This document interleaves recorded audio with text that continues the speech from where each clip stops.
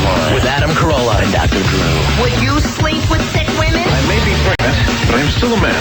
Spank the unruly ones. It's indecent, it's vulgar, it's blasphemous. Gonna write you till you can't stand up. Come on, let's go down. All right, keep your shirt on.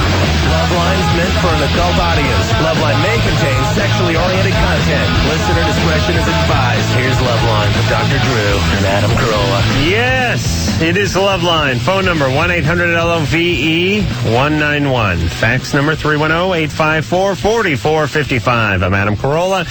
That is Dr. Drew. He's a board-certified physician and addiction medicine specialist. Good evening, doctor. Good evening. All right, you're busy reading an article. Yeah, I'm totally impressed with it. For the first time, our words are reproduced in journalistic context. Right. Usually it's some kind of weird distortion of what we said. What is the magazine that we're on the cover of? Well, let's just say Internet Underground. All right.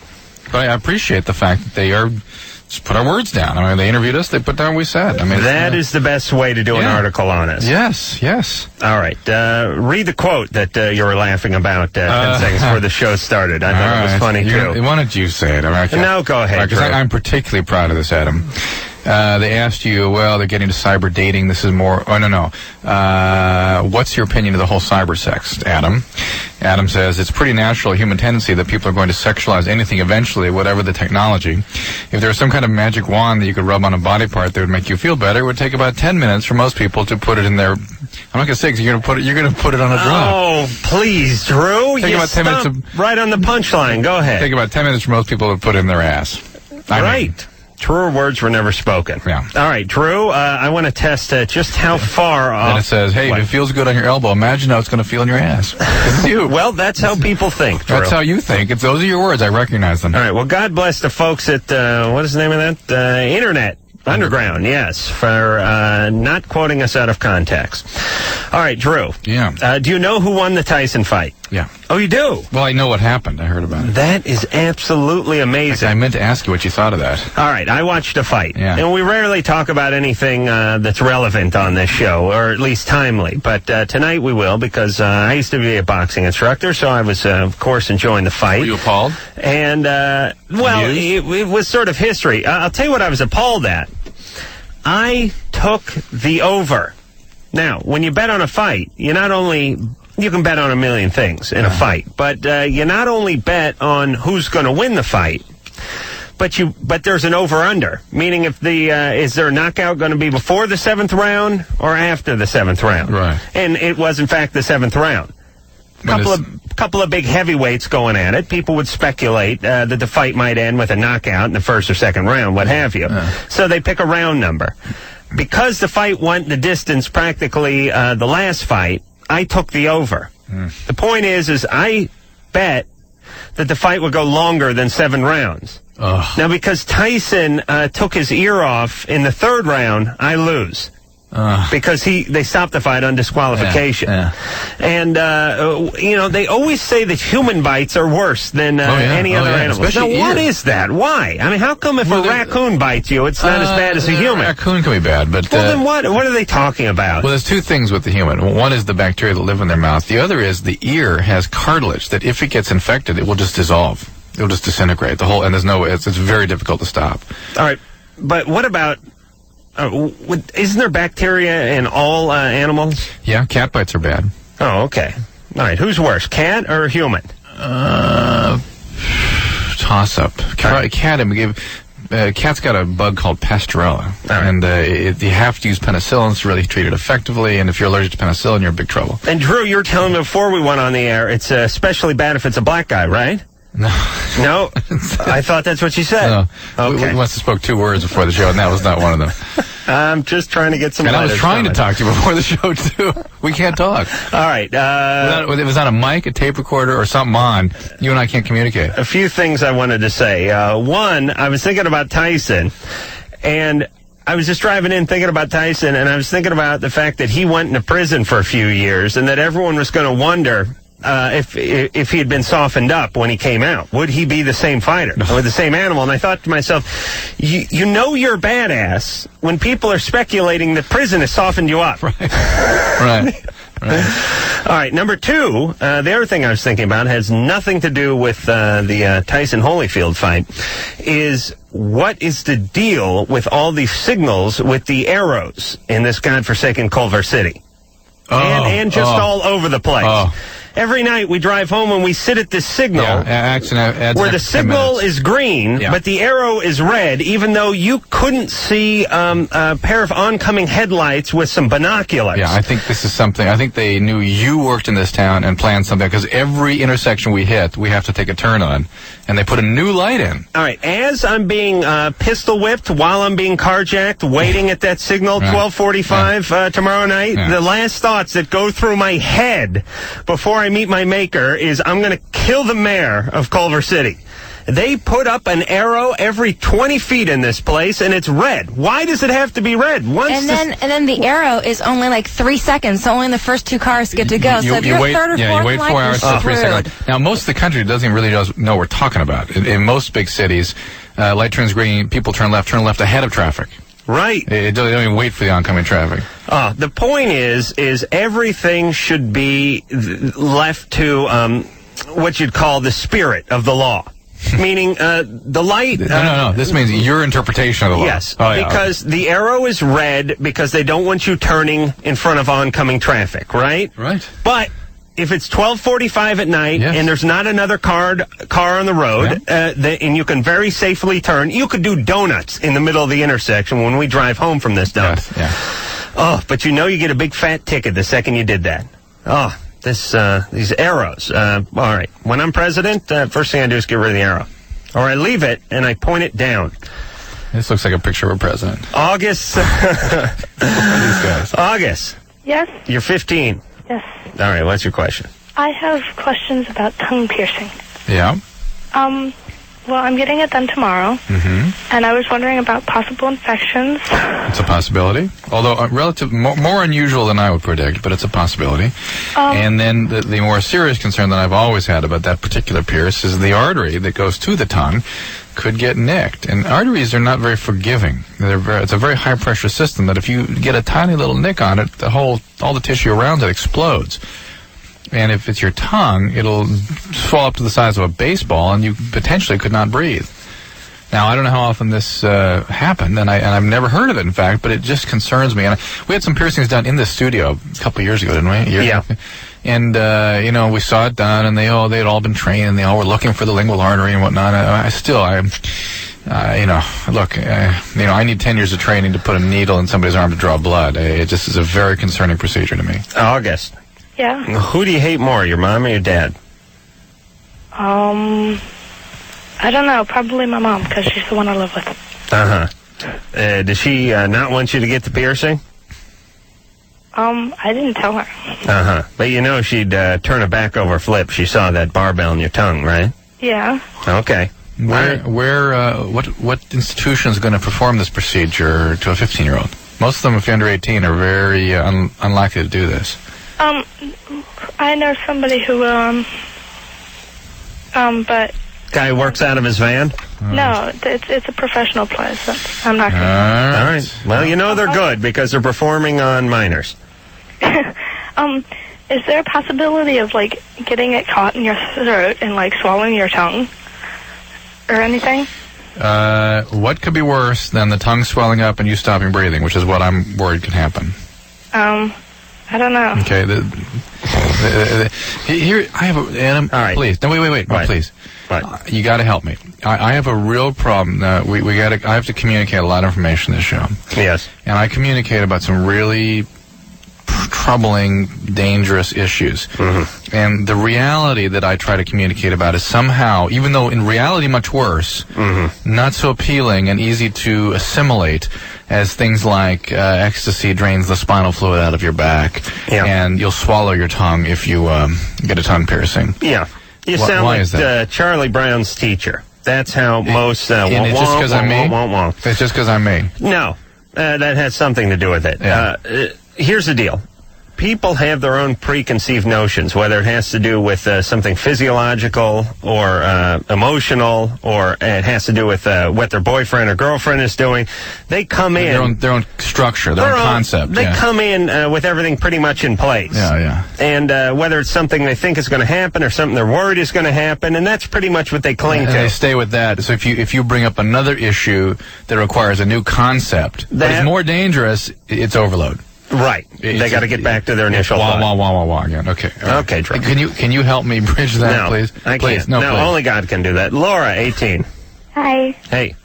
I have this kind of problem. I think I'm a nymphomaniac. Hey, you want to gamble? Yep. All right, we're gambling. Hold on, Laura. Hey. Yeah. Oh, big 20. Amazing. Do you have a 1, though? No, but I got change. All right, go ahead, Drew. All right, let's get her on here. So we'll talk to her a little bit. Oh no, we were gonna first select our place our bet, right? Yeah. Sexually abused around the age of 8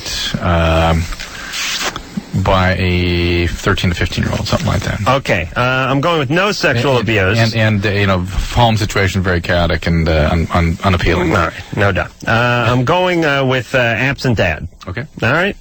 Laura. Yeah. Okay. How old were you when you first had sex? 15. 15. Nothing before that? Nothing. Mm-hmm. Where's Dad? He lives in my house. Does he pay any attention to you? Yeah. He does? Yeah. When he's beating you? No, wait a minute. Let's find out what she means by nymphomaniac. Sometimes, some girls... we gambled too early. Maybe. That's our own fault, though. It's not her fault. No. Some 15 to 18-year-olds are women, particularly surprised by their libido, by their sexual drive, and they feel like there's something wrong with them if they're interested in sex very intensely. Is that what you're talking about? Or is it you actually go out and have relationships with multiple partners? Yeah. You have multiple partners? Well, I've had 5 since I was 15. You're 18 now? Yeah. No. That doesn't really make for a nymphomaniac, especially a woman. No, but see, that's not the point. Okay. That I'm getting at. It's just that I crave it all the time, and I want it all the time. And I'm going away to school next year, and I don't want that to get in the way of anything, and I don't want to have that be a problem while I'm at school. Let me explore with you. How do you feel when you have these encounters? How do they make you feel? Are they satisfying? Oh, definitely, yeah. And have they been in the context of relationships? Or have they been one-night stands? Well, 4 out of the 5 were in relationships. Okay, so you had one-night stand and 4 relationships that were sexual. And why did the relationships fall apart? Different reasons. Give me an example. One of them was having problems with marijuana, and so I broke up with him. Okay. All right. But let me ask you this, Laura.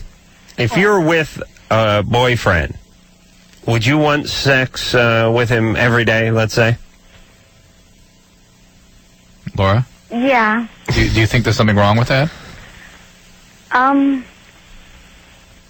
Kind of. Would that be satisfactory as long as it was just the one guy? Or would you sort of wander also? Oh, I wouldn't wander at all. Okay. All right, you're fine. You're fine, Laura. You are fine. Don't worry. You got to learn to contain your impulses just like anybody, and make sure you channel them in such a way that you have healthy relationships. But it sounds like you've been very healthy. You've gotten rid of guys that were addicts and they weren't giving you what you needed in the relationship. It just happens you have a very healthy libido. I'll get to the bottom of this. What religion are you, Laura? Catholic. Okay. Your folks are fairly religious? Yeah, they sent me to Catholic school. All right. There you go. So what you're doing is balancing a normal, healthy libido against the libido that Jesus gave you. You're supposed to have. that the nun rammed down your throat. Okay. Then you start thinking you're nuts. Yeah. That's what happens. Yeah. There was no physical abuse. There's no mental abuse. There was Bible abuse going on.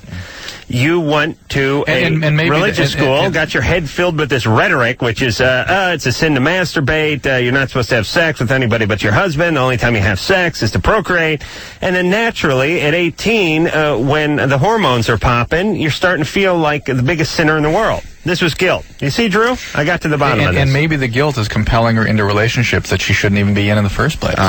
With guilt plus libido equals a bad choice in a relationship. Really? Guilt plus libido equals a guy named Guido. Frankly, I would appreciate... Thank you for almost stepping on my punchline, Drew, but then restraining yourself. I encourage more callers like Laura. We get that's more of a routine health problem and a relationship problem. And if we get more of those, I don't think we'd be so jaded. Right. We wouldn't be betting so quickly. We were wrong to bet on Laura. Tanya, 20. Yes, it's more or less a compliment. It's not a question. About a caller on Thursday night about me not letting him see his son, threatening him to take away his son if he goes away to college. Right, I remember this. You remember this one? Yeah. We're all stumped. Let me just recap the question. You guys have a son, but you're not married. Right. The guy was 19? He's 20. You know, he's going to go to school an hour away. Yeah. And you didn't want him, he said that you weren't going to let him go to school. Right. No, but listen, he's got he's accepted to another college that's less than 20 minutes away. But he'd rather go away to live on his own, to start on his own, which yet his parents will be supporting him anyway, so he wouldn't know how to live on his own. And there was, I don't know where he came up with saying that I was going to take his son away from him and not let him see him. No, that was never ever said. So what's happening now? It seems like we were kind of cutting through a lot of his nonsense, if I remember right. I mean, he had no capacity to see anyone's point of view except his own, and his own, as I recall, was fairly distorted. Right? And so we first were ready to jump on his side, and then we realized we were dealing with some distortion. Not me, if you recall, Tanya. I heard it. I repeatedly told him that he must work full-time, he must take care of his wife and his child, and school was secondary. Right. I plan on going to school in 98, but he's welcome to go. I'm not keeping him away from school. It's time for him to grow up. I want him to have a relationship with his son and not a weekend daddy. I think the bottom line, we were telling him to grow up, right? Yes.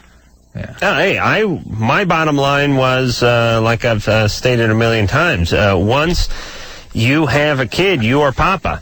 And now, with the title of Papa, comes certain responsibilities. It's like when you win Miss USA or something. There's certain things you have to do. When you get crowned with the Mr. Papa USA, you have to provide, you have to work, you have to spend X amount of time with the kid, you have to change a diaper or two. You can't just haul off and go to college. Yeah. You got to take care of business. Otherwise, me, who's not a Papa, is going to have to pay to raise you or to raise your child because Papa don't feel like it. Too much of that going on in this country. All right. Franco, 21. How you doing, guys? Good. Dr. Drew, I have a question about time conflicts and everything with a significant other. My girlfriend and I are both applying to medical school. And in the past, during high school and such, having been previously surrounded by the profession a lot, I'd always see a lot of doctors get into trouble with their wives or husbands. Right. Because the profession demands a great deal of time. Absolutely. Well, you're talking about 20-hour weeks oftentimes. Yeah, I mean, it gets ridiculous. And 120-hour weeks sometimes. Yeah, sure. And so I was one time I was doing that. No, you weren't. Yes, I was. No. I was just wondering, how it is that you, as a doctor, would recommend getting through stuff like that, besides, your basic communication. Really, my first word of advice is don't get married until after residency. No kidding. Really. I mean, that can be pretty late for some. Look, I just saw every marriage that came along that I was aware of during medical school, early in residency, was over by the end of residency. Yeah. Plus, you're going to want a free shot at those candy stripers, Franco. There's a lot of change that goes on, a lot of prioritizing of each other's careers, and it's very difficult to balance one against the other. It's very difficult. In terms of time, that's all the reason why you it's not a great idea to have a relationship for the first 6 to 8 years of training because your life is not your own. It is just not your own. No. After that, it's difficult enough to balance it out, to try to, but then at least you have some control over your schedule, and you just have to prioritize. I mean, it took me almost 8 years to learn that. Yeah, after training, of overworking and realizing that it's just not worth it. You have to put your family first. At a certain time, you have to stop seeing patients. Franco, I remember when I was cleaning carpets, and I had to say to the old lady, listen, it's either you or the wand, and right now I got a career. Yeah. And it's... Well, no, I mean, I see a lot of carpet cleaners and doctors get into trouble with their wives or husbands. Why do carpet cleaners get in trouble with their wives? It's a rough profession, Well, I know, but I've heard you've talked endlessly about the incredible stress of driving in with guys like, what was his name? Everlasting. Everlasting, right. The scary rapper from New York who never had a license, who now is in jail for murder. There's a certain camaraderie. It's a fraternal group, the carpet cleaners, even though there's often a language barrier. But the difficulties. Yeah, oh, yes. A lot of heartache in carpet cleaning. And the wives? Wives can't understand, and they don't realize you bring it home with you at the end of the night. It's still smelling like Tony Roma's rib sauce. How would the average carpet cleaner get in trouble with the wife? Give me an example. High suicide level in carpet cleaning. Very stressful job. I see. A lot of guys go down on the job. So, now what are you doing, Drew? Try to get the commercial. Oh, okay. All right. I'll tell you what we did do carpet cleaning, though. They would give us the keys to these restaurants. Obviously, there's no carpet cleaning going on during store hours. And a lot of these bars, pubs, and restaurants would close at midnight. And they'd throw you the keys and tell you to lock up when you're done at 3:30 in the morning. Well, we would promptly go back and fire up the grill or go to the bar and fire up the blender. And, I'll tell you the story of the time my drunken friend stole I don't want to give it away, but more carpet cleaning tales after this. Hi, folks. This is Adam West. You know me, I suppose, as Batman Don't Tell Anyone. You can help make the world a little safer by listening to Loveline every night with Adam Carolla and Dr. Drew. Yes, Adam West. Total pro. Just like my partner here, Dr. Drew. Phone number, 1-800-LOVE-191. Fax number, 310-854-4455. You know what I love about Adam West? That's what I love about Adam West. I was going to tell the carpet cleaning story. Oh, yeah. Hey, but you know what? I was just thinking, I think I told this story. Anyway, I was at a place called the Russian Tea Room in the Beverly Center, cleaning a bar out with a friend of mine, the guy who was on house arrest. Yeah. For a long time. The boot, yeah. Had the boot on his ankle. Mm-hmm. An awesome device, by the way. He couldn't even get down to his driveway without the thing going off. They got to take it a step further and send like a couple thousand volts to his body. But anyway, this is before he was arrested. This is many years ago. And he was getting loaded because it was just me, him. We're both poor, and we were watching the bar. It was a very exclusive place. Anyway, some point toward the end of the night, I went into the kitchen area and found myself a cream puff. And I came out eating the cream puff. And we're getting ready to leave, and he was loaded. And he said, how did you get that cream puff? I want one. And I said, don't worry about it, because I smelled trouble. Yeah. I knew he'd go back and urinate in the refrigerator, get caught on video camera or something, and I'd be in trouble for it. Don't worry about it. I packed stuff up, packed up all the equipment, got back, went home, went to bed, 4 in the morning, get a call from the boss about 9 the following morning. What do you know about cream puffs? Now my mind's racing. Because, you know, you're trying to think. Do you come clean? How much do they know? Cream puffs. Maybe I had one. Art, I'm not sure. Why? Because I found a case of them stuffed in a solution tank. He decided he was going to smuggle a case of cream puffs out of this restaurant by shoving it into the solution. There's like a hatch on these steam cleaners, and smuggle it, and then we'd eat them in the van. But the problem is he was so goddamn loaded, he shoved them into the thing, and then the boss the following day, when he was cleaning out the van, found an entire case of cream puff stuff in there. Oh, boy. I should really write a book on carpet cleaning, Drew. Crystal, 21. Hey. Hey. Hi, Adam. Hi, Drew. Hey, Crystal. You have a great show. Thank you.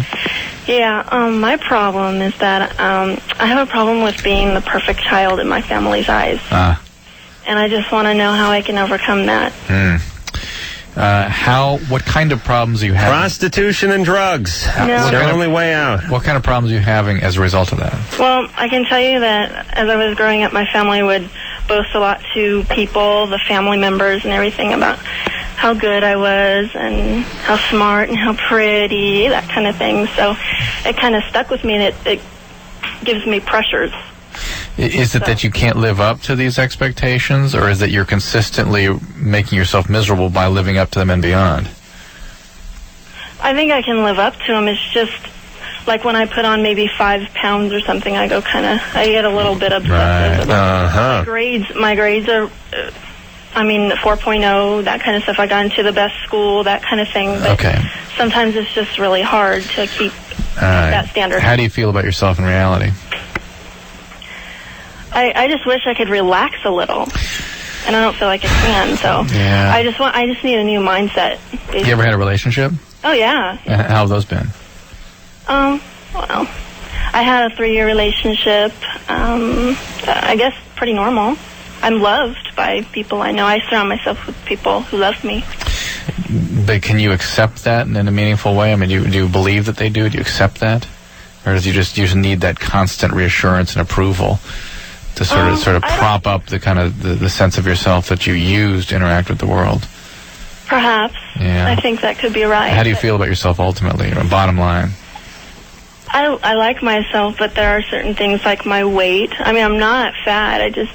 The 5 pounds will get me. And if I get a B in school, I go, oh my gosh, what happened? What could you that kind of thing. So the relationships you had, did the relationships get a little bit, I don't know, were you not getting your way in the relationship, so to speak? My way? Were you happy, or were your needs constantly being met? Was the guy concerned about you, or were you busy meeting his needs? I think, that went 2 ways, I think. He was meeting my needs and I was meeting his up until the time when we grew apart. So I think that was fine. And like I said before, I try not to surround myself with people who treat me badly. Mm-hmm. All right, Crystal. Anyway. You know what's going on. There's no magic advice. Well, your parents kind of put the screws to you. And, there's 2 big mistakes parents can make. They got to walk a fine line. I was sort of ignored as a child, which ends up screwing with the kid. You and Drew over here had too much pressure put on them by the parents, and that can screw you up. Ultimately, your way's a better way to go. Well, I don't know about that because I'm believe me, you're getting A's. Here's the more fundamental issue, though, is that the fact that your parents did this to you says something about the nature of the personalities of your parents, and that they really don't acknowledge you as a separate person. They see you more as an extension of themselves. It's kind of funny how parents go from the most, when you're a kid, especially a small child, your parents are Nostradamus and Socrates, all rolled up into one. Even if the guy is driving a forklift for Builder's Emporium and an alcoholic, when you're 5, Pops is Pops. Yeah. And it is weird. You build them up into much bigger. They're almost deities naturally. Then there comes a point when you get to my age where you look at your parents as pathetic idiots, and you won't listen to a word they say. If my mom opens her mouth, my ears close. When her mouth, I have my mouth timed to my ears. I'm sorry, timed to her mouth. When her mouth opens, my ears shut. It's instant. It's amazing. It's amazing. Yeah, but it is true that you'll not hear a word your parents say now, and you label them as, oh, man, were they screwed up. But she can't do that now. She still has these internalized... She's a little in between. Well, but she's still... Right. She's not that bad, right? Really, because she knows this stuff's going on. She's had good relationships and things. Sure. But she still has these internalized notions of her parents that still beat on her and beat her up and keep her from feeling good about herself more realistically. Well, it'll serve her well until the breakdown. May not. Maybe she'll get in some good relationships. It'll help her nurture. Well, that's what I'm saying. It'll keep her. She'll have good grades. She'll be successful. These are people who are successful. Oh, yeah. Okay. Just get a little therapy. You'll be fine. And when you're successful, you can afford it. David, 24. Hey, Adam. Hey, Dr. Drew. How are you? Good. Good. Listen, this is going to sound like a really bizarre question, but it is for real. Are you familiar with a skin tag? Sure. Okay, right. So I had one, and it was on my penis. Skin tags on the penis are usually warts. Okay, right. What's the difference between a wart and a tag? This is a tag. Right. Well, I mean, I don't know what to compare it Drew, to. I can't see I've you. never had warts. Hold on a second. I'm looking at Drew's tag. Tag right there. Yeah, it's like a mole. It's like a mole that's on a flap. Yeah, but it's like really small, and it's like. That's a wart. Really, warts look just like tags on the genitals sometimes. Wait a minute. It's like a mole, but what? But what? It's between a freckle and a mole. But it's pedunculated. It's on a little stalk. But it's not like. Yeah, but yours isn't pedunculated. Yeah, it is. I'm looking at Drew's penis right now. That's why I'm laughing. Yeah, I know, but some really like flap over. Yeah, some can be huge. I mean, some you'll actually see that chrome outline of the busty woman you see at the on the trucker's mud flaps. Yours is not pedunculated. Not significantly so. No. Well, mine was really small. I mean, mine was just like, the size of like a pinhead or something, but it was there, and like I noticed it, and it bothered me. So. How long has it been there?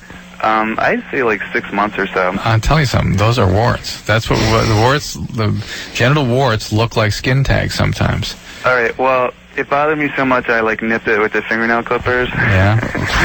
And well, essentially what I really just wanted to know was like, I mean, if it really was indeed a skin tag, like, where did those things come from? And like, skin tags are proper way to get rid of them? They're just small, just like moles. Same idea. As a mole, and they're usually in areas of the usually areas of skin where there are folds. But on the genitals, when it looks like a tag, that is a genital wart that is contagious, and in women that can increase the risk of cervical Why cancer. don't you get tags on your penis? Because they're never exposed to sunlight? You just don't get. I mean, I've never seen a genuine tag there. No, I'm sure it happens. How many penises do you look at a day? People come to doctors and how many penises would you say? Don't give me a number of penises, but I want to talk in lineal feet. How many lineal feet of peni have you witnessed in your life? What'd you say? My career? Yeah, your career. Let's say it'd be like 2 or 3 penises per foot. How many penises? I'll do the math. How many penises have you seen in your career? Well, let's take it by... Wait, let's do about 3 times... Well, how many penises do you see on an average month? Probably about 60 a month. 60 penises a month? Yeah. Marilyn Chambers didn't see 60 penises a month. 40. I mean, you do physical exam on somebody. Okay, so you have 40 penises a month. Okay? Yeah. All right, let's say when a penis is flaccid, let's just call it 4 inches. I know it's a little bit less, but I'm guessing guys chub up a little to see the doc. I know I do. So let's say 3 penises a foot. Okay? Mm-hmm.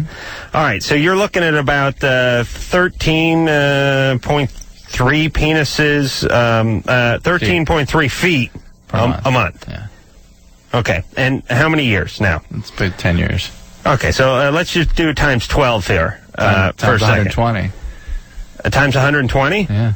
Okay. All right, I'm going to work this out. When we get back from the commercial, we'll find out how many lineal feet of penis Dr. Drew has looked at over his lengthy career.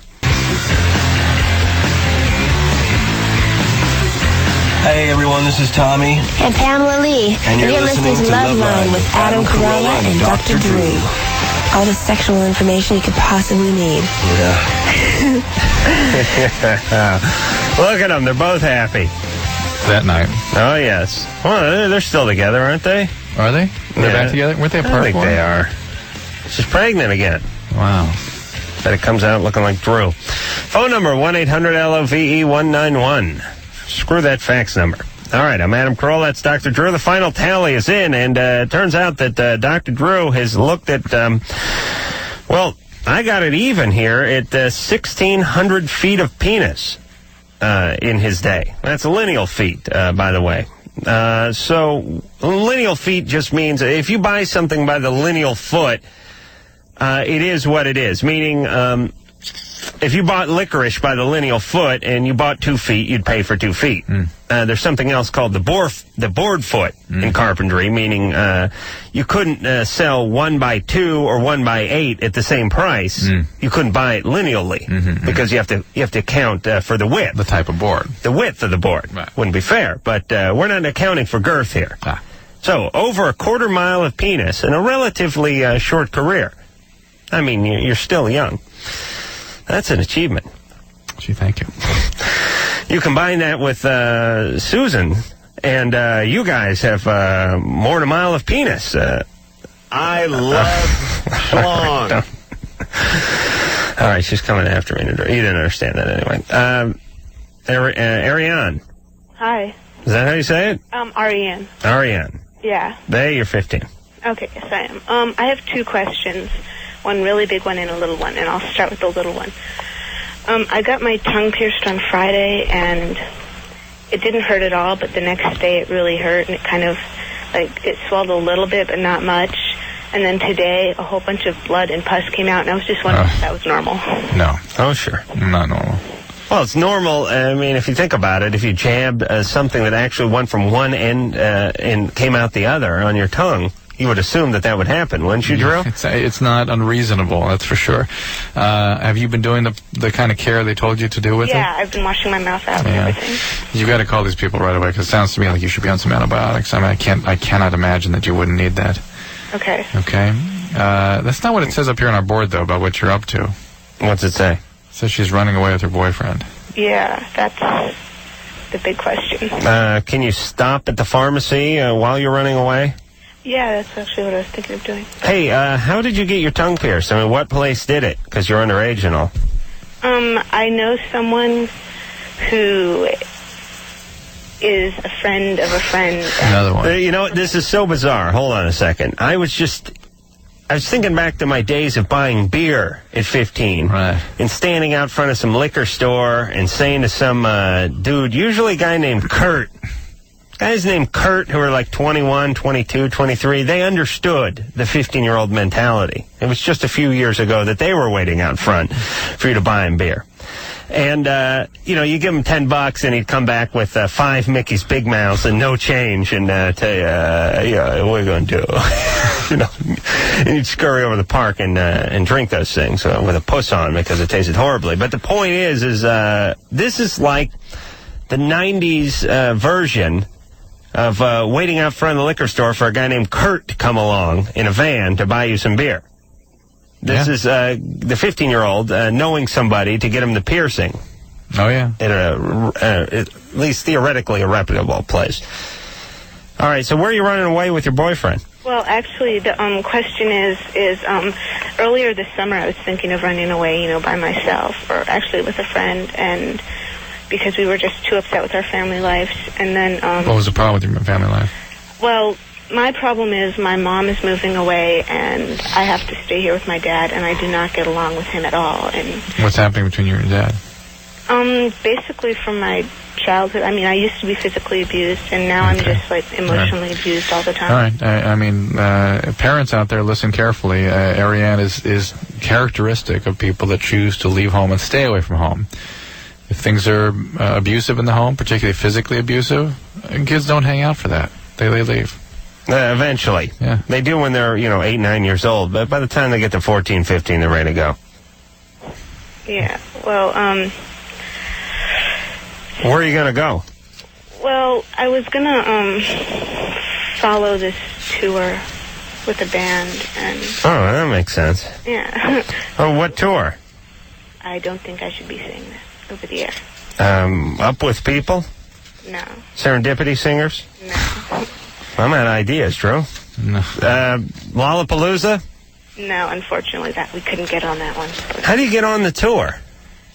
Again, we know someone who knows someone. Boy, how do you know so many people at 15? When I was 15, I knew my neighbor and my left hand.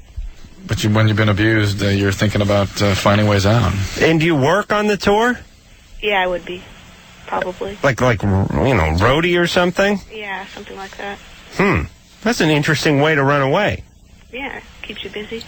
Yeah. Well, listen, I don't like the idea of anyone running away, but if your dad's abusive, what are you going to do? Well, how about calling Child Protective Services, that sort of thing? I mean, there are services out there for you. I mean, usually the kids that run away end up on the street, Adam, selling themselves. Right. I mean, how do you survive at 15? It's very difficult. Just starting a band. Yeah, I mean, she's following a tour. Usually running away is worse. It's kind of sad, but true. Are you prepared for that? Well, I don't know. I mean, well, that's why I decided not to, because I thought it'd be, because things actually started getting better around here. Yeah. Well, how old's your boyfriend? 15. Oh, really? What's his story? Well, I don't know. He has, like, a long history of drug use. I mean, he was, like, 7, and he's... Is he in some kind of recovery now? Dealer. Well, he was in a 2-month recovery, but, he called me tonight, you know, completely drunk and stoned. Okay, And you don't run away with a loaded addict who's never had any sustained sobriety since he was a child. I mean, that is somebody who is very disturbed. I mean, it's long, hard work for him to get going. A year of sobriety at least before you even should be in a relationship with someone like that, I'm sorry to say. You got to run away with people who can at least read a map. Well, that you can rely on, who can have a relationship, who's awake, or at least their brain is functioning. Plus, you're spending money. You should be going toward McDonald's on drugs. Well, but and eventually, you know, if he's really mad, he will go to any lengths. You're prostituting. Yeah, he will become your pimp. All right, this is a horrible idea. This running away. Drew, give her a number she can call. Okay. You ready? How come I had to tell you to do that? Not yet. Okay, get a pen. You don't really want to worry. Believe me, this is trouble. You're going to get raped before you even get down your street. Ready? Just about. Okay. Two numbers, both 800 numbers. Okay. One is 422-4453, 422-4453. Okay. And the other is 522-8336. 522-8336, and they've got people right now who can talk with you about this stuff. Please call them. Really, you'll run away, you'll become a statistic. You'll get raped, you'll get pregnant. Am I right, Drew? Yeah, it's a nightmare. Okay. Ed, 21. Hi, Adam. Hi, Drew. How you guys doing? Good. All right. Here's my problem. I'll get to the point, and I'll keep it short. I had a 19-year-old girlfriend, been going out for over a year, and everything went great. She really loves me, and I care about her a lot. And just recently, I just started, maybe not recently, past couple months, I started having just, you know, the feeling that I want to date other people. I want to kind of look around and see what else is out there. Just getting like a restless feeling. So I broke up with her a few nights ago, and she took it really hard, and I really care about her. And I told her the reason why I did, and I guess my question is, you know, I want to keep her in my life. No. I want friendship. No, that's cruel. That's cruel and unusual punishment for her. Oh, absolutely. Yep. So that's unrealistic of me to... It's not just unrealistic, it's painful. Well, it's noble in the sense that, I mean, it's coming from a good place. It's nice that it's nice that you want to be connected with her. It's not nice that you're not tuned in enough and understand enough what her feelings are to be concerned with those ahead of your need to be connected with her and not feel guilty. Ed. She needs to get over this, mourn it, lose it, and get on with her life. And that's what you need to let her do. Not kind of keep her on a little short leash there and keep her contained where she needs to be so you feel good. Oh, please, Drew. Don't turn him into Mussolini all of a sudden. He's just, throwing her a bone. And getting on with her life includes having sex with your best friend, so be prepared for that. Ed. Yes. Did you give her my favorite breakup line, which is, it's not you, it's me. I don't like you. Half right. I said it's not you, but I just can't help feeling the way I do, and I care about you a lot. It's not you, it's all your friends I want to have sex with.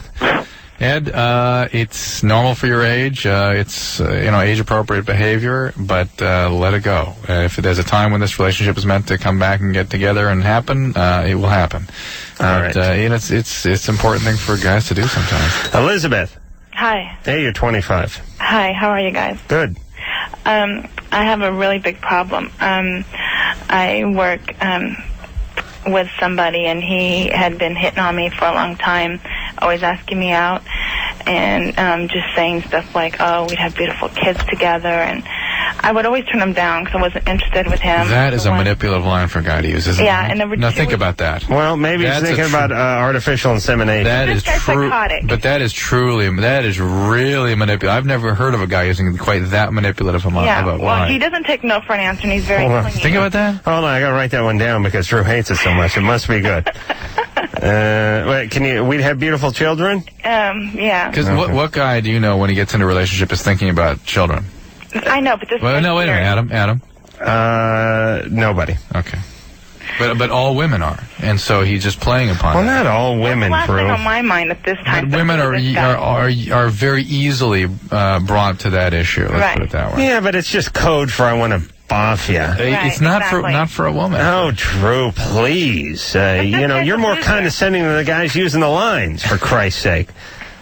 Am I right, Ann? Thank you. Really? You shook your head yes? She wasn't listening, but she knew. She knows when I look at her and say, am I right, Ann? Yes. Right. All right, so what's going on? So, anyways, he was always asking me to go have a drink with him after work, and I always said no. I wasn't interested, and so finally I said yeah, just as friends. So we go and we have a drink, and I actually had 3, and it was just like 2 glasses of wine, and I don't know what else, but it was something really simple and light, and I had eaten, and we were there with another girl, and we were driving. I was taking him home because he doesn't have a car, and he decided, let's go to this little hole in the wall. So I went and I had another drink. Well, after that, it's almost as if I died because I don't remember anything from that point on. I ended up waking up in his bed. He was on top of me. He was having sex with me, and at that point in time, I didn't know what to do because I couldn't move my legs or my arms, and it was like a touch of a state of being paralyzed or paralysis or whatever. Sure. And I was totally in shock. So. Well, it sounds like you've been medicated before that too. So. You think so? Yeah, it sounds like it. Hey, Elizabeth. Yeah. I know this is an inopportune time to go to a break. But the problem is we got to go to a break. That's okay. We're going to keep dealing with that. Oh yeah. You can get yourself some Kleenex, have a glass of warm Bosco, compose yourself. Although the crying is good radio, so see if you can get back. No. The crying is huge ratings, so we'll see. If, send me a check. We just want to get back in touch with that emotion in about 5 minutes. Okay. All right. Hold on. Thanks. All right, we'll be back with Elizabeth and her story of rape after this. Hi, this is David Spade, and when I'm driving around listening to the radio, if there's absolutely nothing on any other station, I listen to Loveline with Adam and Drew, because I'm naughty. All right. Hey, that band, Real Big Fish, will be in here on Thursday. And we're running a little bit late, so Adam Carolla and Dr. Drew will be back in 10 seconds. All right, Adam Carolla, Dr. Drew, the show is Loveline. Best damn show on radio. Phone number, 1-800-LOVE-191. Now, when we left off, we're speaking to Elizabeth. Elizabeth is 25. There was a guy who was a coworker who was sort of one of those creepy guys at work, coming on to her, talking about how beautiful their kids would be, so on and so forth, giving her the creeps, as she said it. But yet, she agreed to go out for a drink with him. Mm-hmm. And she's very upset because the guy ended up raping her. But and maybe drugging her, too. Or maybe drugging and raping her. But the lesson here is, ladies, and we'll get back to Elizabeth in a second. When a guy's creepy for a while at work and then somehow nicens up a little and says, let's just get a drink, that is just a change. It's a maneuver. He's changing tactics. A lot of guys will try the creep thing first just to see if it works because it's easy. Right, I mean, it's a more honest approach. Yeah, they'll go right up to someone. Hey, I did first night I met Ann. Hey, how about you blow me?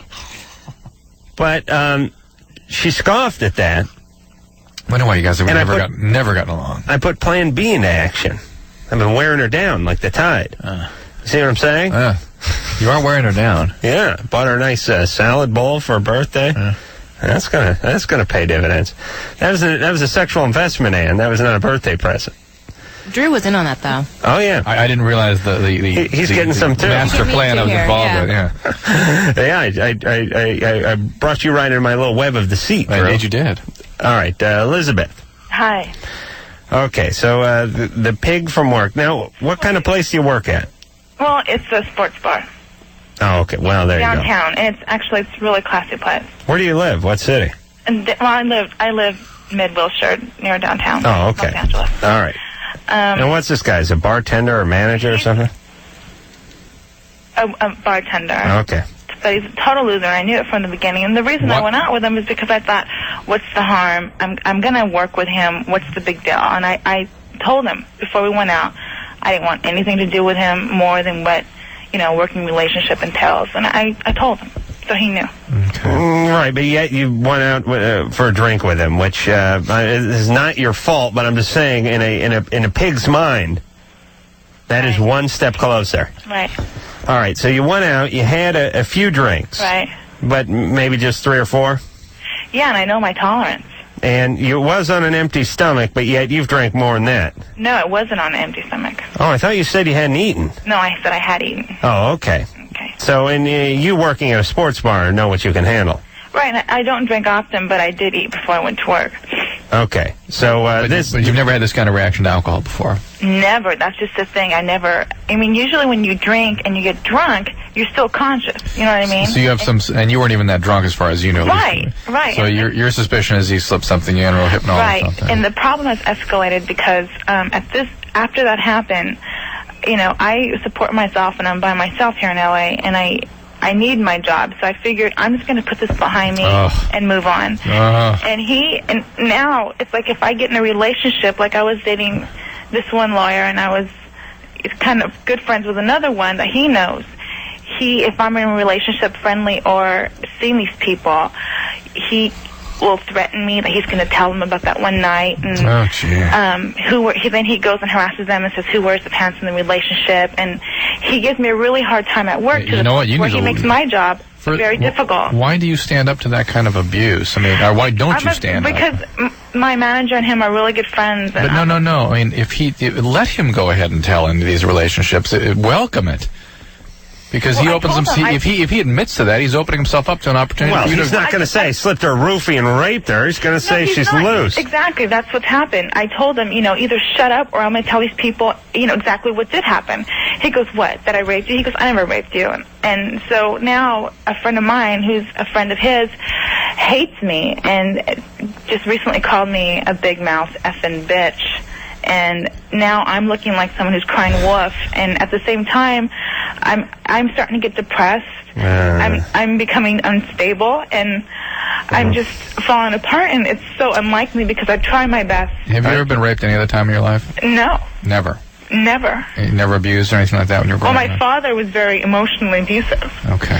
So I don't get in too many relationships. It's very hard for me. But somehow this guy knew you were a victim. He knew he could make a victim of you, and he's still doing it. I'm sorry? Somehow this guy knew he could make a victim of you, and he's still doing it. I think this is the way he thinks he has control over me. Well, he does, doesn't he? He's doing it. At this point now, I'm breaking down, yeah. Well, it's not meant to break down. He's getting his way. He's victimizing you very effectively. Right.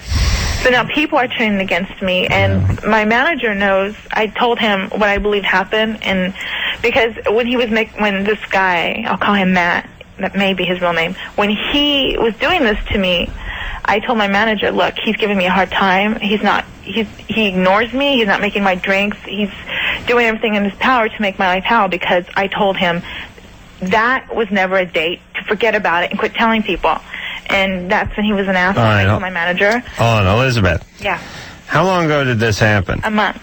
It's been a month. It's been a month. All right, and I just don't know what to do. All right, I'll tell you what to do. Realistically, and unfortunately, it doesn't look like there's going to be any charges brought agast Matt. Yeah, I mean, really, the thing to do once it's just for everybody else. It's been a month. Yeah. Where was the third person when you guys went out and had drinks with them? She was someone that just happened to be there. What happened to her? Well, she's friends with him, but I guess they went out and she's not friends with him anymore, and I plan to do a little investigating and asking her why. Well, it's been a month. It's been a month. I don't know what the statute is on this. Well, I'm just saying, if you're going to plan on doing some snooping, it would have been, a few days after it happened, not a month. With who, that girl? Yeah. Right. Yeah. Well, I'm just saying, here's what I'm saying. Point. All right, here's my point. This is never going to come into a court of law. I'm not saying because it's right or because it's wrong. I'm just saying realistically, it's been a month, and it ain't going to happen. Right. For anyone else, the thing to do is immediately go out and get something called a forensic examination. You go to an emergency room, they collect the information about what happened, they collect the physical evidence, then you have a case against a guy like this. Right. Okay. The guy is an a-hole, and I know it sounds sort of pathetic, but he will have to live with inside the skin of an a-hole his entire life. I think he's used to it because he... Yeah, but all right, but listen, here's the point, Elizabeth. I think you're going to have to find a new place to work. I really do. I do too. It sounds like a very unhealthy This place. guy is scary. He's dangerous. He's turned a few other people at work against you. There's a lot of sewage under the bridge. It's sort of too late to bring legal action against him. I know I know you shouldn't be looking for a new job, but because this guy's the criminal. But realistically, I think if you could just sort of put this behind you, I don't see how you can show up with this guy at work every day and count on him to mix you drinks. Or at least begin the process of looking for work. Look every day, make it part of your job. You go out, you will find a new job. I mean, there's you're cocktailing at a sports bar, for Christ's sake. Of course you can find a new job. Right. I mean, I don't want to minimize what's happened to you. I'm just saying, if you're not going to do anything about it, you got to get out of there. I don't see. I think you got to get out of there anyway. Because unless there's somebody... either you get him out of there or you get out of there. And the only way he's going to get out of there is if there's legal action taken. And it's been a month, and it seems like he has more friends than Elizabeth I suppose she can make one last-ditch effort by talking to the management, but it sounds like the management is not too healthy there either, because they're sort of siding with they're splitting with employees in all this chaos. They're siding with one or the other. It's bad management. He's got to get out of there. Yeah. All right. Mike, 25. Hello. Hi. Hello? And don't worry, everyone. Hold on, Mike. We all will have our day. And I'm not talking about in front of the pearly gates. I'm not talking about with St. Peter or the Maker. If you rape, you're a rapist. If you cheat, you're a cheater. Right. If you steal, you're a thief. And that is your life. Right, that's who you are. I don't care how goddamn happy you say you are a thief. And that is your life, and you're miserable. I don't care how much you steal or if you ever get caught. You're a thief. And you know it. This guy's a rapist. That is his life. That is his karma. That is his life. Mike, 25. Hey. Hey. About a month ago, I took a trip to Texas. I smoked some belladonnas. Was it all-female black singing group? What is that, belladonna? Belladonna flowers. Yeah, it's antispasmodic, sort of, if I remember right, like we call it an atropine-like drug. It has certain pharmacological effects. Can have caused hallucinations. Well, it doesn't sound like it's done you any damage, Mike. Well, about a week ago, I took a couple hits of LSD 25. Now it's like a week later. I'm not really tripping, but I've pretty much been seeing trails, and then that slow after effect. Do you feel like you're sort of still in a dream state, like you're a little detached from reality? Well, the buzz that you get after you come down off your trip, I've pretty much been in that for a couple days. Okay. I've stopped smoking marijuana since then. But you still feel kind of locked into your trip a little bit. Yeah. You getting kind of anxious about that? Huh? You're feeling kind of nervous about that? Yeah, I'm not. I don't know. Mike, this is the deal. This is called a post-hallucinogenic perceptual disorder. It's a relatively common syndrome that happens. It can happen after any exposure to LSD. Typically, it's after people have been exposed a few times, and then all of a sudden, they don't come down. And you don't come down. And you don't come down. And this can go on for weeks to months. Eventually, people start getting panicky and depressed about being locked in. It's caused by a brain damage. and the trailers will be permanent, and there routinely is permanent mood disturbances. Now you're really bumming his high. It is important that you see a psychiatrist immediately who is used to dealing with this syndrome. LSD is a terribly dangerous drug, and this is one of the more common complications. What is that belladonna stuff? It's another. Is it flowers? No, it's used for like irritable bowel syndrome and stuff, or bowel spasm. How do you take it? I don't know. You smoke it? That's what he said. I've never heard of that. Hold on. Interesting. Mike? Yeah. Did you smoke it? Yeah. Really? I'm not sure the belladonna had anything to do with this, though. All right. I'm starting to see trailers now. All right, let's talk to Kelsey, 29. Kelsey? Yes, hi. Hi. I'm calling in regards to the conversation where, Adam, you said that it's too late now to press charges and blah, blah, blah. Well, I had a similar situation happen to me where I worked with a former boyfriend of mine, and we broke up, and he attacked me, and I did not press charges, although I reported it to the police, and the state pressed charges. So for you to tell that lady that it is too late to press charges is wrong. Well, because the state will press charges for her. Well, how long after the attack did you report it to the police?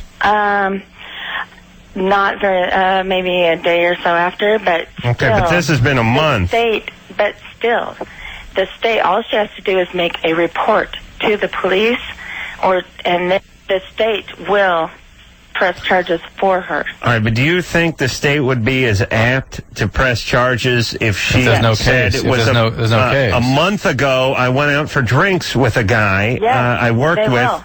The prosecuting attorney for the prosecutor's office will do that. Okay. At least they did for me. Okay. Kelsey. I was in Washington State and Seattle. Okay. But they don't have real crime over there. Here. Oh, really?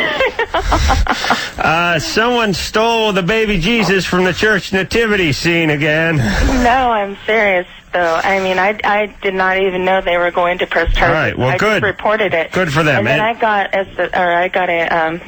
subpoena to appear in court, and I was a witness for the state. I wasn't even pressing charges myself. I got to move to Washington. The state did it. Kelsey. Yes. I have a couple questions. First, let me just clarify my position. Right. I think the guy's a criminal. I did not want to dissuade her from pressing charges. But I'm telling you. It just sounded. Hold on, Kelsey. It sounded to me as if she didn't have any interest in it because I said, like, what happened to that third girl you were out with that evening? And she said, yeah, I'm going to talk to her. I'll check it out someday. And it had been a month. So what I was basically telling her, I had sussed out that she wasn't going to press charges. So I said, just quit the job, move on, and put it behind you, because it didn't sound like she wanted to. I didn't tell her it was beyond the statute of limitations. I'm not a lawyer. Otherwise, Drew would kick my ass. And I didn't know what was going on, and I do hope that she presses charges. Absolutely. But it didn't sound like she was going to. She can legally just make a... All right, file a report. File it, and the state will do it for her. All right, but I'm telling you, things may be a little different out here. Well, out here, where are you? We live in Dodge City. You're on the West Coast, too. We live in Tombstone. Drew and I are meeting I had no idea it worked like that, and I didn't even know when I made the complaint that I was going to. All right, well, that the state would press charges, and the state did. If she's listening, go ahead and press. Go ahead and make that statement. I'm sorry? No, I'm talking to her now. She may be listening. To Elizabeth. Hello? All right. Kelsey, did he smack you over the head first, or? No, he started choking me and all kinds of things. It was very violent. All right. Now, what happened to him? He he was an immigrant and from Hungary, and really? He almost got deported. Actually, he almost got deported. Yeah. And the judge told him to stay away from me. And almost got deported. Why didn't they deport a guy that was... No, we need rapists. Because it was, very extreme. We're very low on Hungarian rapists. Yeah, they were and the lawyers the public defenders they were horrible, actually. But, wait, Kelsey. Huh? Be quiet for a second. Our phone's running out of battery. Or is it mine? Is it that, or you buy a cardiac monitor? Is it my phone? Hello? Hold on. Kelsey, are you by a cardiac monitor? No. Okay. Hold on, let me get on my other. No, that's all right. We're done. We're done. Done? Yeah. All right, Hello? Kelsey. All right, for Christ's sake. Is it that your portable phone is running out of battery power? Or could you be by a crash cart? Or in some sort of ICU unit? Right. That's what that sound is. You are a doctor. You are a doctor through and through. You hear a beep, you thought it was a cardiac monitor. That's the tone. And when your wife fires up the blender, do you think there's some liposuction going on? Or like an angioplasty procedure going on in the kitchen? Or would you think it was a Cuisinart? No, that I can hear the difference amongst. Okay. Not very well, but I can. All right, Kelsey didn't sound quite right for someone who had some pretty solid advice. Yeah.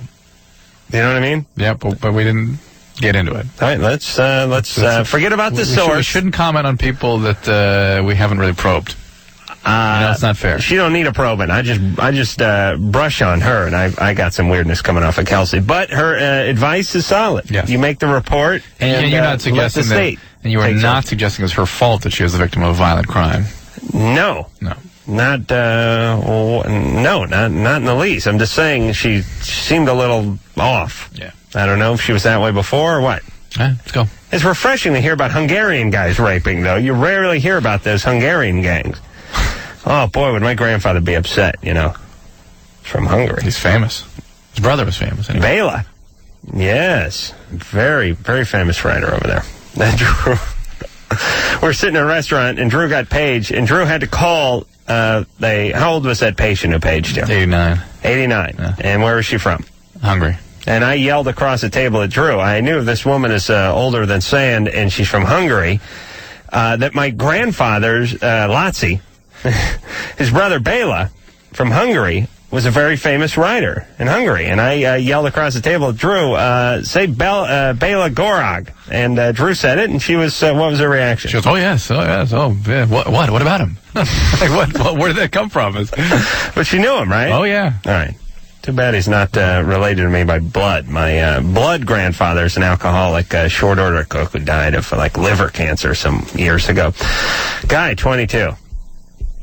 Guy? How you doing? All right. What's going on? Hey, I'm not sure if there's a problem. I got a question for the doc. Yeah. 22 years old, and I'm very attracted to my mother. All right, that's all we need to hear. Hold on a second, Guy. We're going to go to break. You're very attracted to your mother at 22. And we will sort through your emotional hamper, as it were, when we return.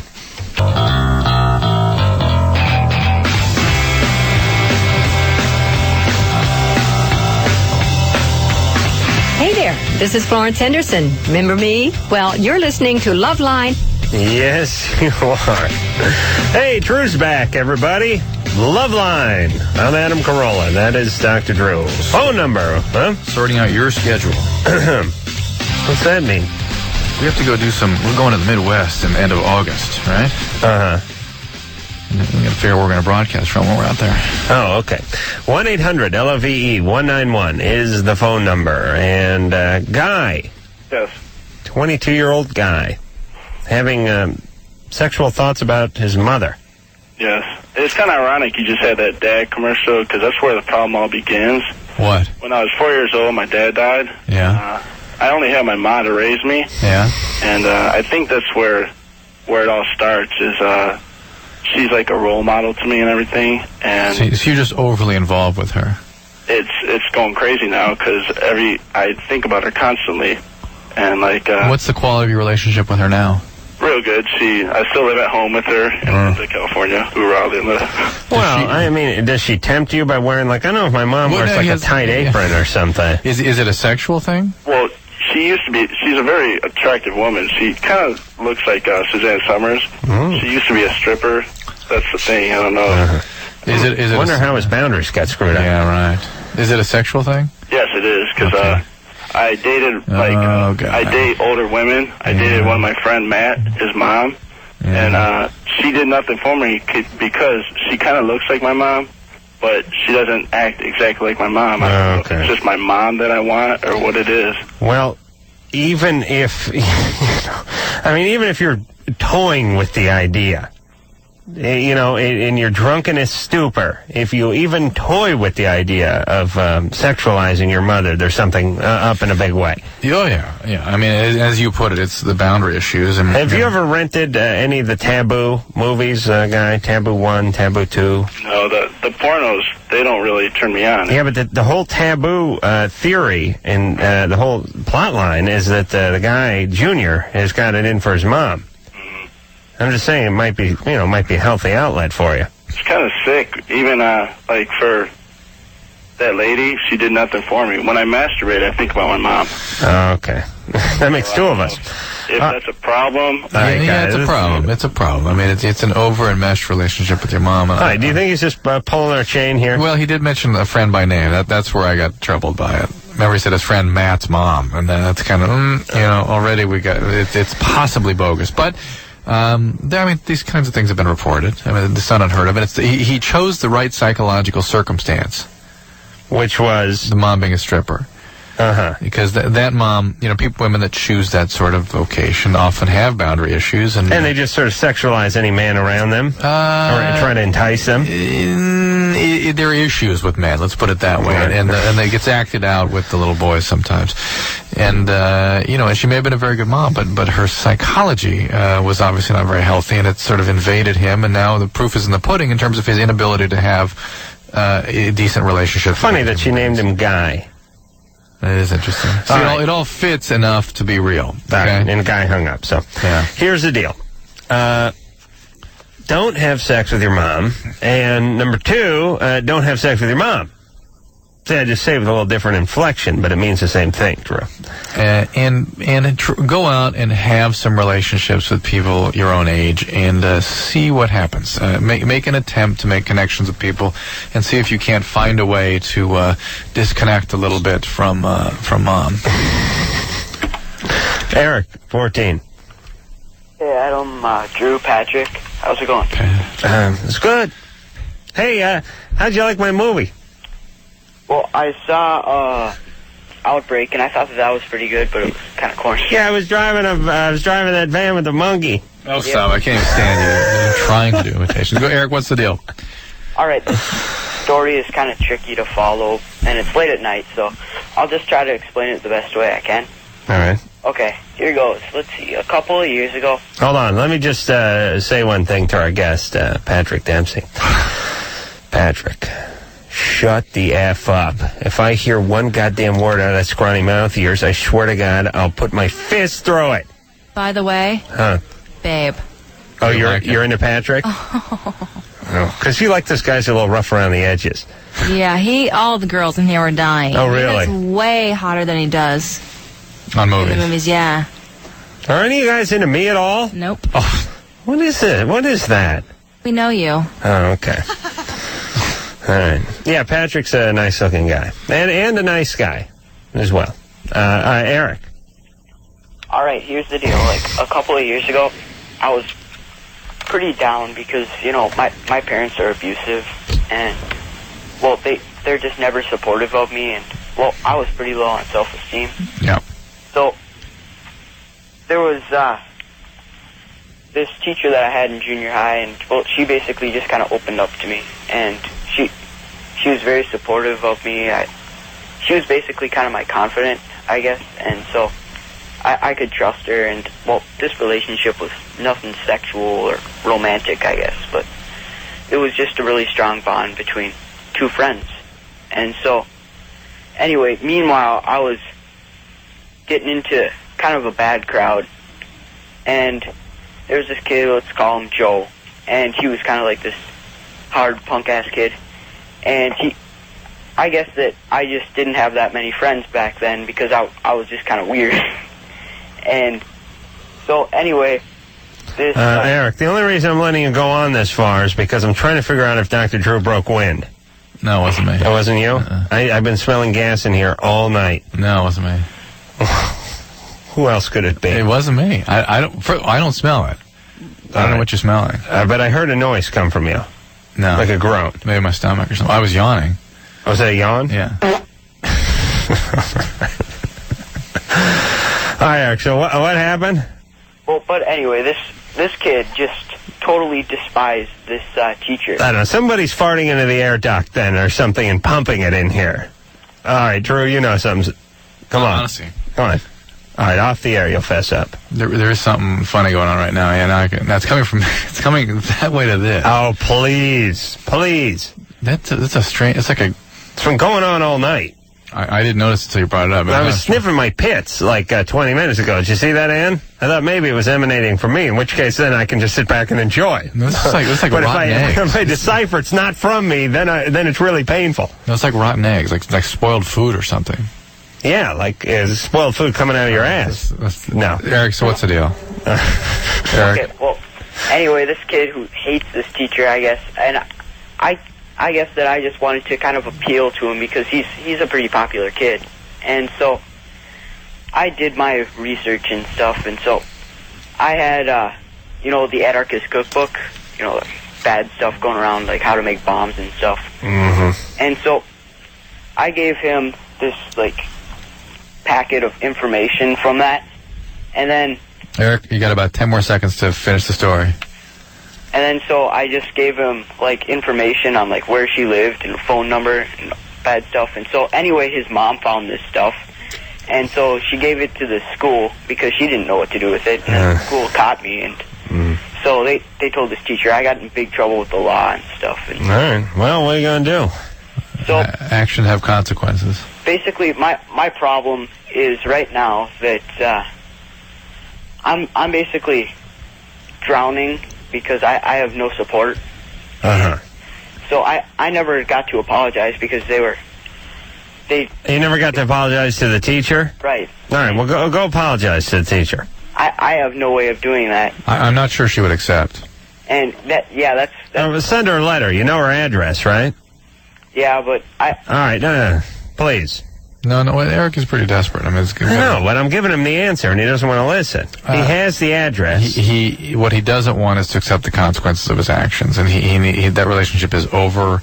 He has crossed a bridge that he cannot go back across. Probably not. There's something wrong with her if she really tries to rekindle this because, because he really needs to learn that actions have consequences. All right, write a letter, make it a good one, send it to that address, tell her that you understand that you will not resume a relationship with her, and she will be delighted. But you have an opportunity to develop another relationship. You learn that people can be trusted. Even though it's hard for you to stay in that kind of relationship, you have to sabotage it, destroy it in some way. Interesting. Maybe next time you won't do that. Okay. So you can have another relationship with another human, and it can feel just as good. Mason, 18. Hey, guys, how's it going? Good. Listen, first, before I get to my problem, I want to say I love you guys. You guys are great. And I was wondering if you can get Greg Graffin from Bad Religion on anytime soon. Yeah, we had him on. Yeah, many times. But, yeah, I love hearing him. Yeah, I do, too. He's great. Yeah, you know what? I think we both went to the same junior high and stuff, too. Is that right? Didn't we figure that out? I don't remember that. Yeah, he grew up in North Hollywood, or he went to Walter Reed, or someplace I went. All right, Ann, make a note. Greg Graffin from Bad Religion. Okay, here's the problem. My girlfriend got kicked out of her house about 2 weeks ago. She was living up here in Sacramento, and now she's up in Seattle. And she's had a classic Loveline girl's life. It's just like it's like the world's worst term. It's like a Loveline's kind of life. Yeah, a Loveline girl's kind of life. Right. It's replacing a dog's life. Right. Yeah, basically, and this is our relationship has been like the only non-abusive relationship that she's ever had. That's going to drive her nuts. It did, and it's going to drive her to attack you. She's in Seattle right now. She can't stay near you. Right, yeah. And it's subconscious. She wants to stay with me. But so she says. But what the problem is she's always been in an abusive situation. Why do you need to be in a relationship with someone who's always been in an abusive relationship? That beats the hell out of me. Why do you cling? Do you think you're going to change her? Yeah. You're not. I know. You and a team of therapists and several $100,000 over the next 6 years. Yes, that could. I told her she has to get into therapy. Does she want to? Yeah, she said she wants to, but she has no money. And she's been in therapy before. And, but her mom was real abusive. We got her the picture on her. We want to know about you. What's wrong with me? 'Cause we're talking to you, and we want to know why you need to be in this kind of relationship, and why you're clinging so much, and why you're idealizing her. You're wanting to be something she isn't, and then insisting that you can fix her. I don't know. Well, that's an honest answer. What do you think would happen to you if you got hooked up with someone who didn't need any repairs? Well, Jesus Christ, that'd be boring. All right. So what happened to you growing up? Nothing. You say perfect family. You just need some excitement. Wait, perfect family. No, hell no. My dad, I was grew up with a single mom. Where was your dad? He was an alcoholic, and my mom left him when I was like a year old. Okay, when Adam says, what happened to you? Yeah. That's the kind of stuff he's talking about. I don't think of myself as a person when I was that young, so I'm sorry. Yeah, it's interesting. That's interesting. That's when the most, theoretically, that's when the most critical development is going on. Well, you weren't a person, you were a sponge. Yeah. You really, that's when the real critical stuff goes on. Now the ringing begins. That's the way it works. You spend, here's how it works. All right, here's childhood, everyone. Get ready. You're like a sponge. Let's just say you're a mop. We'll compromise. Say one of the sponge mops. And when you're born, it's like the first day you buy the mop from the Thrifties or the supermarket or wherever you get it. Right? It's pristine. There's nothing. There's no dirt. There's no mop and glow on you. There's no old grape soda that's spilled. There's nothing. It's just the chemistry that is the mop. Brand new mop. Yeah. Right. Yeah. But you get home from the hospital, and Mom and Dad have a little blowout, and you mop that up. And there's a little mopping. There's mopping that goes on through your childhood. And as you get older, maybe 12, 13, 14, your mop becomes filled to capacity. It really doesn't even want to even take anymore. There's not much room in there because you've been sucking it up. And now the ringing begins. The ringing starts maybe 14. And all that crap that had sat in that mop just starts coming out. And here's the problem. It's been in there for 10, 12 years. And let me tell you something. Eggnog mopped up 2 days later is bad, but eggnog from a Christmas 1984 really gets bad. And then the putrid mess comes out of you, and that's when it's time to go to the bucket of therapy. Am I right, Drew? You're right. And all right, make a note. This is brilliant. It's brilliant. Thank you. And let me say it a little differently, that the first 2 to 6 years of life... Look at the gallery, by the way, when I'm spewing out my brilliant repartee. Are they alive? Mike's got his hand in that position where that old T-shirt of Stoned Again, where the guy had both his palms on his cheeks and his hand was kind of melting. His head was melting through his palms. And Sherry and Ann and Lisa are engaged in some sort of conversation that has nothing to do with this one. Yeah. All right, but go ahead. That you spend the first 2 to 6 years of your life being a sponge, and the rest of your life acting out upon that. Right. Reenacting, right. Acting out, sort of responding to how those drives and urges are been distorted by that, which was your childhood. Okay. All right, Drew. Thanks for coasting us into a stop there. Hey, this is Greg Graffin. This is Brian Baker. And we're from Bad Religion. And you're listening to Loveline with Adam Carolla and Dr. Drew. Oh, that engineer, Mike. He's golden. We should give him a raise before we fire him. All right, you are and it is. And here we go. Connie, 25. Hi. Hey. Well, I don't know how to start all this. I was living with this guy for 5 years. He was emotionally abusive and alcoholic. We broke up about 2 months ago, and now we have this mutual friend who flirts with me really hard, and I'm really attracted to him, and I don't really know what to do because I don't want to set my ex off and have him come after me or something. Mm-hmm. Are you attracted to the other guy? The new guy must be, he must drink twice as much and be twice as abusive. Oh, no, he's totally the opposite. He doesn't even really drink. Oh, really? Socially, yeah. So why are you attracted to him? I think after 5 years I learned my lesson. No, that's not usually the way it works. How much did your dad drink? No. Mom? My dad doesn't drink. My mom doesn't drink. I have a great uncle who was an alcoholic, but I didn't really grow up with him or anything. We're wondering why you chose this boyfriend. Why did you choose the abusive alcoholic guy? Is it okay just to be stupid on your own? You can make mistakes. I don't know. Maybe I'm sure there's some, like, deep-seated psychological reason for it, but I don't know. My dad was kind of emotionally absent. Could help. What happened with him? With my dad? Yeah. Where was he? Well, my parents divorced when I was pretty young. Although I had a pretty good relationship with him when I was younger, things really changed when I hit puberty. And how about the guys that Mom brought in? Did your mom bring any guys around? Yeah, I have a stepdad. And what was he like? Anal, Catholic. Very compulsive. All right, so you really like this guy who's a good friend of your ex's. How much contact do you have with your ex? Well, we tried to, be friends at first, but forget it didn't that. work. And I haven't talked to him for, 6 weeks. I'm wondering why you're even concerning yourself with conducting your life in such a way that it has any relation to him. Well, your good friend, because the guy's volatile, and she's scared she's going to set him off. Yeah, but I mean, he should be out of your life. That's that. His good friend is not going to tell him because he knows he's volatile, too. Although I don't necessarily trust this good friend for being his good friend. Although we know all about the best friend thing. Yeah. Best friend always wants to get in the pants of the best friend's girlfriend. I have to say that I wish that was true. Anyway. I'm sure he will. I've been friends with this guy who's my ex-boyfriend. We were friends for 5 years before we got together. And so I kind of felt like I owed him that. You don't owe him anything right now. But no, since we fell out a couple weeks ago, I don't talk to him. I don't want to see him. All right, good. Well, listen, it's been 6 weeks? Yeah, since I talked to him. 2 months since we broke up. All right. Well, go ahead. You have our blessing.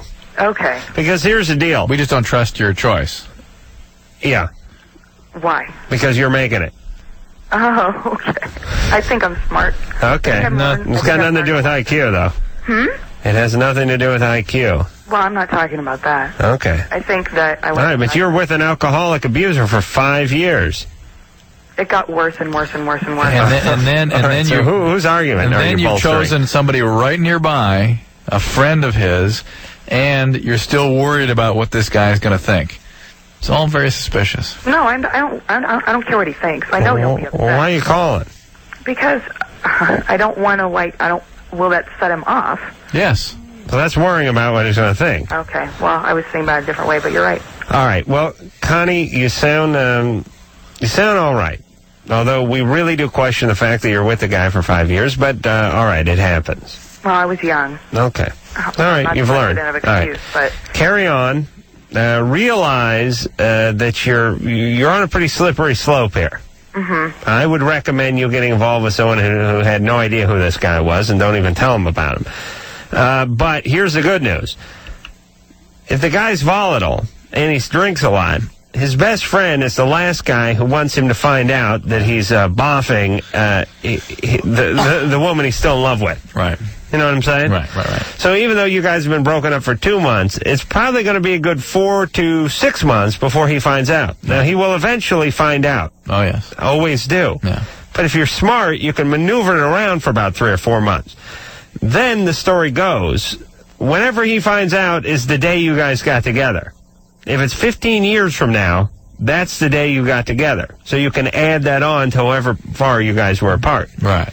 If you're broken up for 2 months and you're diddling for 4 months, then it was 6 months. See what I'm saying, Drew? Kind of. Okay. That's all I care about. Yeah. I'm happy with a kind of. Kurt, 16. Hey, how's it going? Good. Hey, I just had a quick question. Okay, can a woman still be a virgin and not have her hymen? Yes. Can they? Yes. And, how does that happen? They tear spontaneously or maybe fall down, rip, that kind of thing. They can break down by themselves. Okay, would they, know that? Not necessarily. Horseback riding. Well, that's why the women rode side saddle. Okay. So you know what I'm saying? No big deal? No big deal. Cool. All right, thanks a lot. All right, bye. All right, bye. I wonder if the horse was bummed out, though. Jeez. Oh, Christ, not another side saddle. Think about how dangerous that would be riding. It's like akin to riding a motorcycle side saddle. Right. I mean, with both legs on, one peg. Oh, yeah, or a bicycle. Is that weird? Yeah, except for eventually, you run out of steam. Yes. Listen, hold on, Drew. The whole reason I use motorcycle for examples because it's possible to do it on a motorcycle. Bicycle, the reason I didn't use a bicycle as an example. The reason I was thinking bicycles, motorcycle seems like too fast a vehicle to... But, all right, sorry. Let's get on with it. It's like riding a moped. It's light. All right, there you go. Okay. See? Yeah, compromise, a big part of any relationship. Christian, 15. Yeah, well, I was, going out with this girl for probably, 8 months, and she wouldn't give me a blowjob. And, I'd eat her out and stuff, and she wouldn't do it. Oh, Christ. How old was she? She's 15. She's 11. Huh? No, she's 15. 15? Yeah. Well, I hope you backhanded that bitch. No, well... No? No. Huh. What kind of message are you sending her, Christian? I don't know, but I went on vacation, just a trip to Monterey, and her friend gave me a blowjob. Well, there you go. But you're quite a gentleman, Christian. Living up to your name. Yeah, that's what I'm saying. This guy is an asshole. Drew, please. He's only 15. But he's on his way. Yeah. Couldn't your folks have named you Satan so it wouldn't be so confusing for the ladies? Hey, is that a cardiac monitor? What is that? What is that, Drew? But I don't, I don't want to break up the friendship because she's threatening to tell the friend. And all right, so let me just backtrack. Is this girl your girlfriend, the one you were giving oral sex to? Yeah. Yeah, but the one that gave it to him was his girlfriend's friend. All right, well, let me just go on a minor tirade here, Christian. Hold on. Ladies, you got to get together.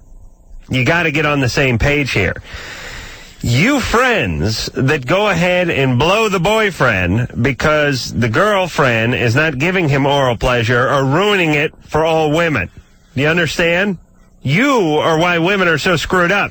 You are why this woman is going to hear this story, and then her next boyfriend with the huge penis is going to be sodomizing her for the next 10 years because she's scared that you're going to step in with your butthole and let him work you. Am I right, Drew? I don't know that those body parts are essential for that theory, but yes, I think you ought to state it more clearly that women, one of the reasons that women subjugate their needs to a man is so another woman won't move in and give the guy what he wants. Right. And the ones who move in are almost like scabs at a picket line. She's walking around with a sign, no blowjobs, a big picket sign, and you come sliding right in the back door, and you're ready to put in a full day's work at the penis factory. Am I right, Drew? Yes, Adam, you're right. Breaking up the union. Yes. You have to unite. We'll be back. Hi, this is John Taylor and Steve Jones from the Neurotic Outsiders. And you're listening to Loveline with Adam Carolla and Dr. Drew. Ah, yes. Adam Carolla. That's you. And filling in for Adam Carolla tonight is Adam Carolla. Doing a fine job, I might add. I hope they have. That is what it sounds like when you fart in a coffee can, Drew. All right. Hey, enter your mics and mutes. Look at him. Make a fart joke, and he enjoys it. All right, I want to thank the beautiful Jerry, lovely Lisa, and the Angular One producer, Ann, for doing a wonderful job tonight, putting her feminine stink on the show. Also, the one that won her engineer, Mike. Tomorrow night, the Murmurs will be in here, and until next time, this is Adam Carolla for Dr. Drew saying, mahalo. This has been Loveline. The opinions expressed herein are certainly opinions, that's for sure.